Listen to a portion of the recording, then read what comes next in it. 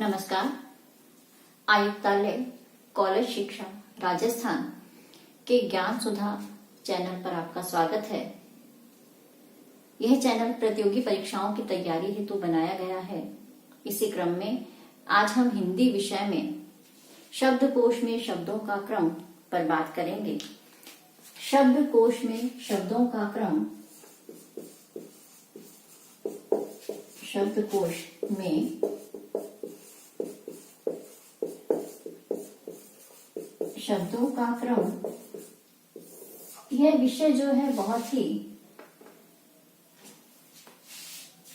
महत्वपूर्ण है, क्योंकि प्रतियोगी परीक्षाओं में प्रश्न पूछा जाता है कि जो शब्द दिए हैं उनका क्रम शब्दकोश में क्या होगा। 4 विकल्प देकर के पूछा जाता है कि इनमें से शब्दकोश में पहले कौन सा आएगा या फिर शब्दकोश में बाद में कौन सा आएगा। तो हम क्रम जो है वो वर्णमाला के अनुसार ही देखते हैं। हमने वर्णमाला में देखा कि स्वर है, व्यंजन है, संयुक्ताक्षर है, अनुस्वार है, अनुनासिक ध्वनियां हैं, विसर्ग हैं। तो इस तरह से हम इन्हीं के क्रम से शब्दकोश में शब्दों को देखते हैं। और यही क्रम रहता है जैसे हम अंग्रेजी में देखते हैं कि पहले ए से बने हुए शब्द जो ए से शुरू होते हैं, फिर बी से शुरू होने वाले, सी से शुरू होने वाले। तो हिंदी में भी हम वर्णमाला के क्रम में शब्दों को देखते हैं, लेकिन इसमें विशेष बात जो है वो ये है कि कुछ बातों में वर्णमाला से शब्दकोश में शब्दों का क्रम जो है वो अलग है। वो क्या है कि पहली बात, शब्दकोश में अनुस्वार और चंद्र बिंदु, जिसे हम अनुनासिक ध्वनि कहते हैं, उन दोनों को एक ही माना गया है, दोनों को एक ही स्थान पर रखा गया है। और दूसरी बात यह है कि वर्णमाला में हमने देखा कि पहले स्वर हैं, फिर व्यंजन हैं, उसके बाद संयुक्त व्यंजन है। लेकिन शब्दकोश में जब हम शब्दों का क्रम देखते हैं तो वहां पर शब्दों के क्रम में सबसे पहले अनुस्वार या चंद्र बिंदु से बनने वाले जो शब्द हैं, जिनमें ये लगे हैं अनुस्वार या चंद्र बिंदु, अनुनासिकता का चिन्ह, वे शब्द जो हैं वो शब्दकोश में पहले आते हैं। पहली बात हमने की कि दोनों को एक माना गया है, और दूसरी बात ये है कि शब्दकोश में इनका स्थान जो है वो पहले है। तीसरी और महत्वपूर्ण बात ये है कि संयुक्ताक्षर जो हमने 4 देखे हैं वर्णमाला में कि 4 संयुक्ताक्षर हैं, श है, त्र है, ज्ञ है और श है। तो ये जो 4 संयुक्ताक्षर हैं ये 2 से मिलकर के बने हैं, जैसे कि हमने देखा क और श से मिलकर के बना है क्ष, त और र से मिलकर बना है त्र, ज और ञ से मिलकर बना है ज्ञ, और उसके बाद है श्र, श और र से मिलकर के बना है। तो वर्णमाला में तो हमने देखा स्वर, व्यंजन और फिर संयुक्ताक्षर, परंतु शब्दकोश में हम देखते हैं कि ये जो 4 संयुक्ताक्षर हैं वे कहाँ आएंगे, जिन वर्णों से ये मिलकर बने हैं उन्हीं वर्णों के क्रम में आएंगे। यानी कि हमें अगर क्ष को देखना है तो हमें क वाली पंक्ति में से देखना होगा, अगर हमें त्र को देखना है तो हमें त वाली पंक्ति में देखना होगा, ज्ञ को देखना है तो ज वाली पंक्ति में, और श को देखना है तो हमें र वाली पंक्ति में से श वाली पंक्ति में से श को देखना होगा।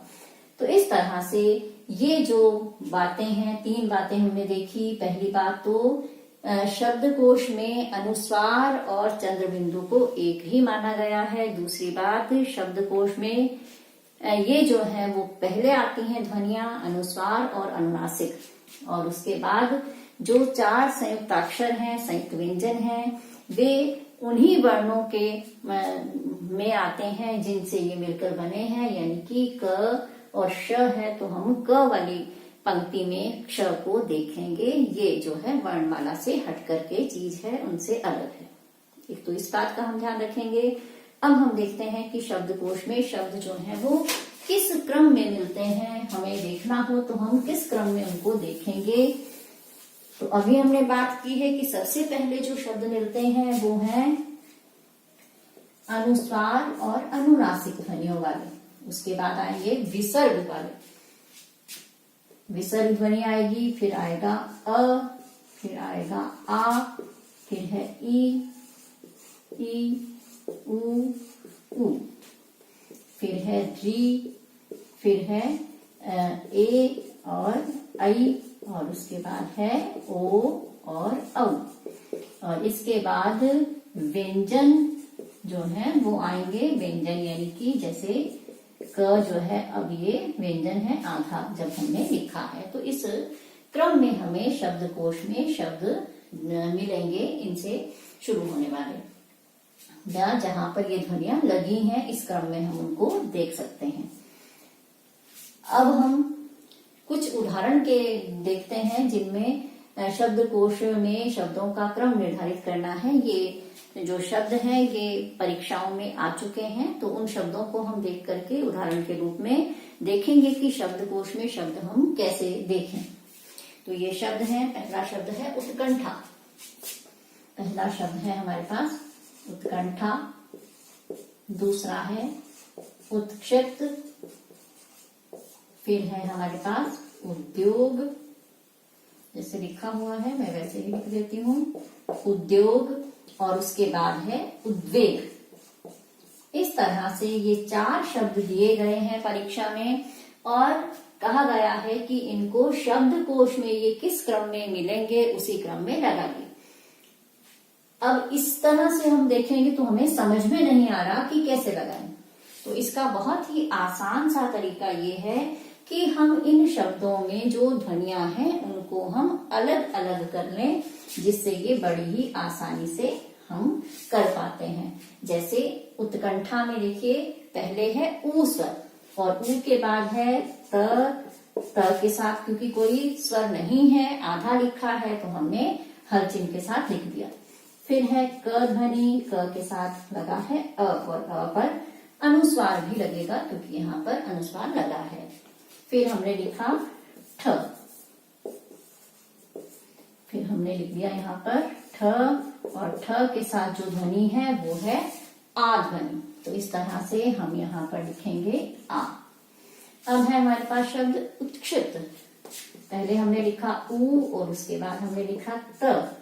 अब देखिए यहाँ लिखा है क्ष, अभी हमने देखा था कि इनको हम अलग अलग करके देखेंगे तो क और श से मिलकर के बनी है, इस कारण से हम लिखेंगे क और फिर हम लिखेंगे क्ष। अब देखिए यहाँ पर जो क्ष है उसके साथ स्वर है ई, उसके साथ स्वर ई है तो हमने ई लिख दिया, और उसके बाद है प उत्क्षिप्त में, फिर है प और उसके बाद है त, और त जो है वो पूरा लिखा है यानी कि इसके साथ अ ध्वनि मिली हुई है।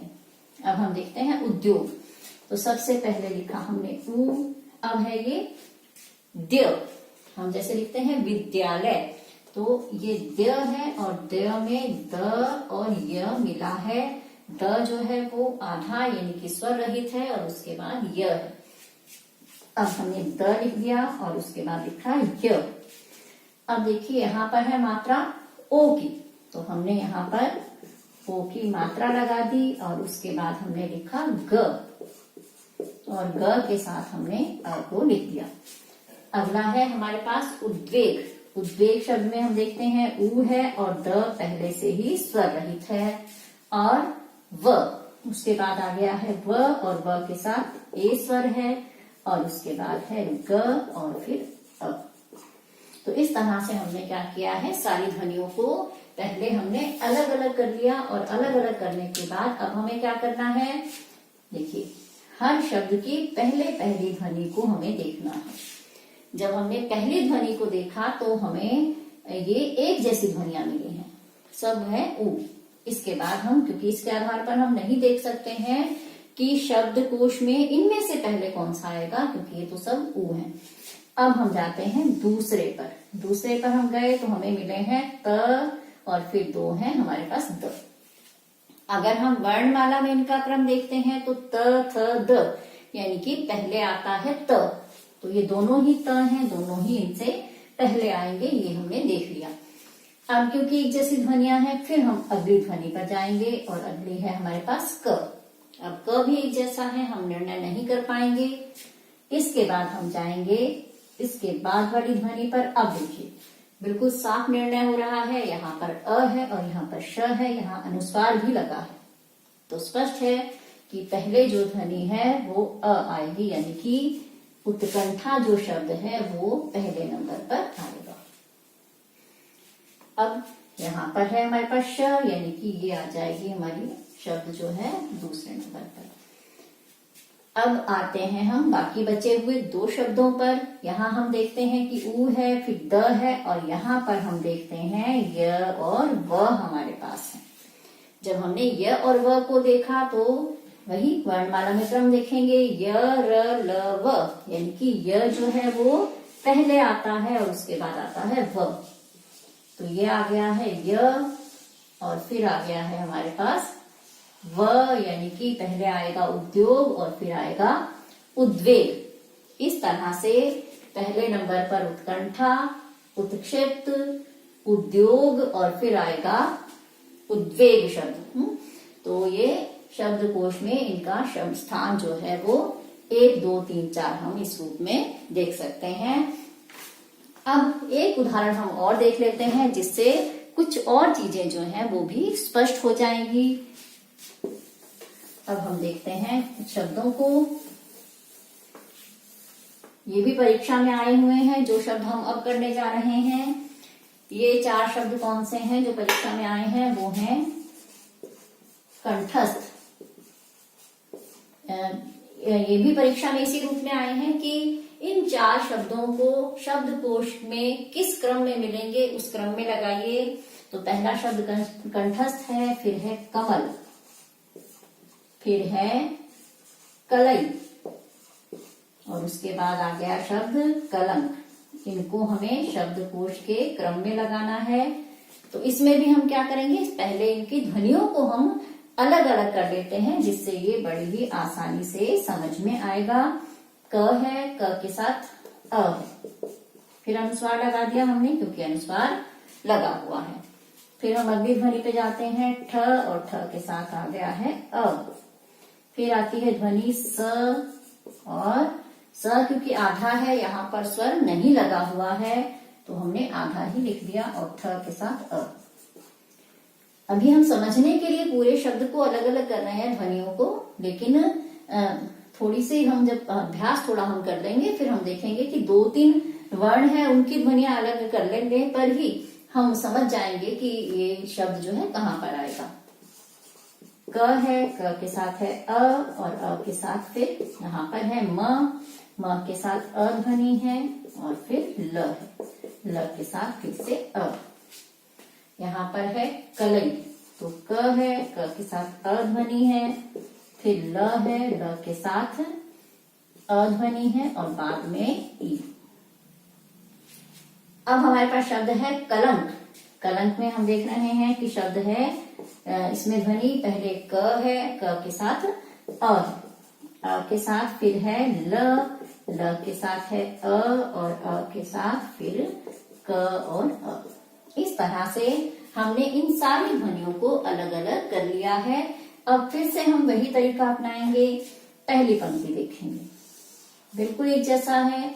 फिर हम दूसरी पंक्ति देखेंगे। दूसरी में हमने देखा कि ये अ तो है लेकिन यहाँ पर अनुस्वार लगा है, यानी कि अनुस्वार वाला पहले आ जाएगा। ये आ गया पहले नंबर पर। अब इस आधार पर हम निर्णय नहीं कर पाएंगे क्योंकि एक जैसे हैं। फिर हम जाएंगे दूसरे पर, ये तो निर्णय हो गया। अब इस पे जाएंगे हम।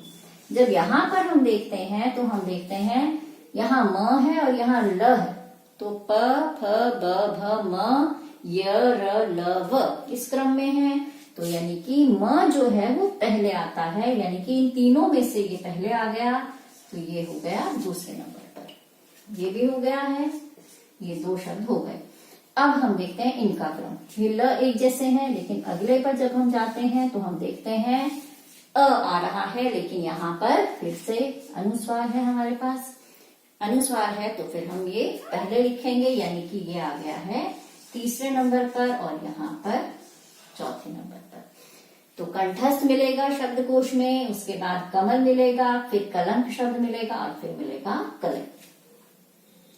देखिए ध्यान हमें बस इतना सा रखना है कि कोई भी ध्वनि जो है वो छूटे नहीं।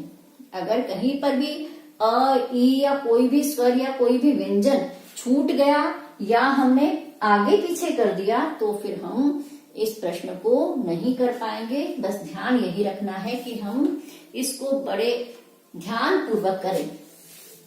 एक बात हम इसमें और देख लेते हैं जो विशेष महत्वपूर्ण है, क्योंकि मैंने पहले भी कहा कि हिंदी शब्दकोश में मुश्किल जो हमें आती है वो यही आती है कि जो पैर में र लगा है या ऊपर र लगा है, और कई बार तो हम देखते हैं कि बच्चे री में भी जो है उन्हें भ्रम हो जाता है, री को वो र समझ लेते हैं। तो ऐसे में कुछ ऐसे शब्द देख लेते हैं जिनमें र का प्रयोग हुआ है। तो पहला शब्द जो है हमारे पास है क्या। पहला शब्द है हमारे पास क्या। दूसरा शब्द हम देखते हैं कृपा। फिर है हमारे पास क्रम, फिर है कर्म, फिर हम लिख लेते हैं क्षमा।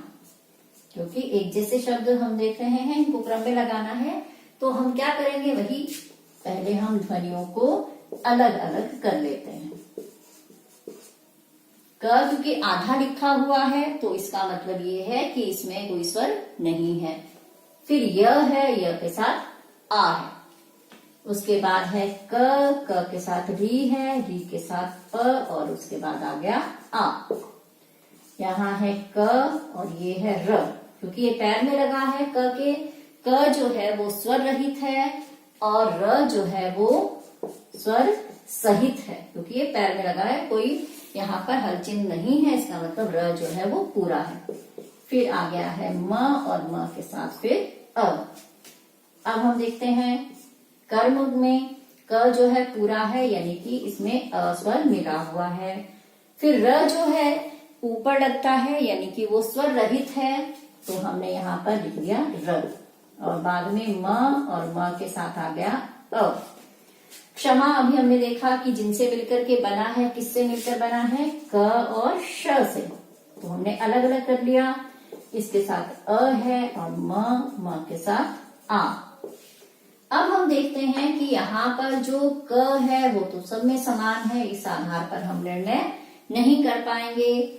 फिर हम अगले वर्ण पर गए। ये देखिए बिल्कुल स्पष्ट हो गया है कि कौन सा वर्ण पहले आएगा, कौन सा बाद में आएगा। तो यहाँ पर हम देख रहे हैं जैसे अ, ये आ गया अ, तो अ है, अ पहले आएगा, यानी कि ये शब्द आ गया पहले, ये निर्णय हो गया है।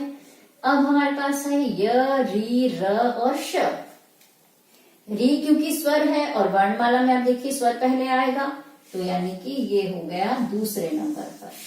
ये शब्द मिलेगा हमें कर्म के बाद। और फिर बाकी रह गए हमारे पास, ये भी हो गया है। अब है य, र और श। क्रम क्या है, य, र, ल, व, श, श, स, ह। तो य, र यानी कि ये आ गया तीसरे नंबर पर, और यहाँ पर ये आ गया है चौथे नंबर पर र, और पांचवें नंबर पर आ गया है श। तो इस तरह से हमें किस क्रम में मिलेंगे, इन शब्दों में पांचों में क्या क्रम होगा, पहले है कर्म, फिर कृपा, और उसके बाद क्या, क्रम और क्षमा। तो इस तरह से हमने देखा, देखिए जैसे ही हम वर्णों को अलग अलग करते हैं, बिल्कुल स्पष्ट रूप से हमारे सामने आ जाता है कि शब्दकोश में इन शब्दों का कौन सा स्थान होगा, कौन सा पहले आएगा, कौन सा बाद में आएगा। बस फिर मैं वही बात कह रही हूँ कि बड़ी सावधानी से हमें देखना है कि हम शब्दों में ध्वनियों को अलग अलग कर लें। एक बात और ध्यान रखनी है कि जैसे हस्व ई की मात्रा है, हमने लिखा है स्थिति। अब देखिए हस्व ई की मात्रा है, लगी तो वर्ण से पहले है, लेकिन जब हम शब्दकोश में शब्दों का स्थान देखने जा रहे हैं तो ध्यान रखेंगे कि ये मात्रा जो है वो कहाँ आएगी। और ये स जो है वो स्वर रहित ही है, और थ है, थ के साथ फिर ई की मात्रा। तो ये थ से पहले नहीं लिखनी है, थ के बाद है तो थ के बाद ही लिखी जाएगी। ऐसे ही है त के साथ भी ई की मात्रा है तो यहाँ पर लिखी जाएगी। अब हम जिस भी शब्द के साथ देखना है तो फिर हम इसका क्रम निर्धारित कर सकते हैं। तो हस्व ई की मात्रा जो है वो भी हमें ध्यान रखना है कि कोई भी मात्रा जो है व्यंजन से पहले लग करके व्यंजन को पूरा नहीं करती है, व्यंजन के बाद में लगती है। तो इस बात को भी हम ध्यान में रखेंगे। बस ध्वनियों को हम अलग अलग करेंगे और देख लेंगे कि शब्दों का क्रम क्या है। तो इस तरह से आज हमने देखा कि शब्दकोश में शब्दों का क्रम क्या है। बहुत ही महत्वपूर्ण प्रश्न है और इसमें ज्यादा मेहनत की भी जरूरत नहीं है। थोड़ा सा सावधानी पूर्वक हम इस प्रश्न को करते हैं तो हम इसको हल कर पाएंगे। तो आज हम इतना ही करेंगे। अगली क्लास में हम शब्दों के संबंध में और बात करेंगे। नमस्कार।